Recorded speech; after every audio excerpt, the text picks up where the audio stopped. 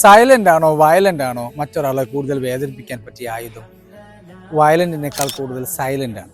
ഒരാൾ ഇണയോട് അല്ലെങ്കിൽ കൂട്ടുകാരനോട് കൂട്ടുകാരിയോട് കുറേ സമയം സൈലൻ്റായി നിൽക്കുമ്പോൾ കാരണമറിയാത്ത ഇണ അല്ലെങ്കിൽ കൂട്ടുകാരി എന്തിനായിരിക്കും എന്നോട് പിണങ്ങിയത്, അതൊരു വല്ലാത്ത ഫീലിംഗ് ആണ്, വിഷമിപ്പിക്കലാണ്.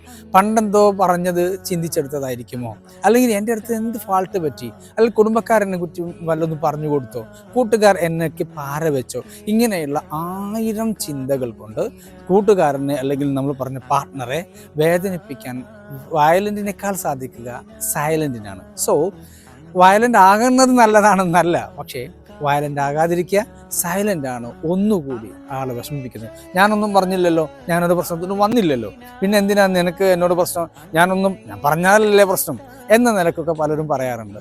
പക്ഷേ കാല് പിടിക്കാൻ വരുന്ന ഇണയോട് വീണ്ടും ആ സൈലൻ്റ് കാണിക്കുന്നത്, കൂട്ടുകാരനോട് ആ സൈലൻ്റ് കാണിക്കുന്നത്, അത് അവരോട് ചെയ്യുന്ന ഒരു വലിയ വേദനിപ്പിക്കലാണ്.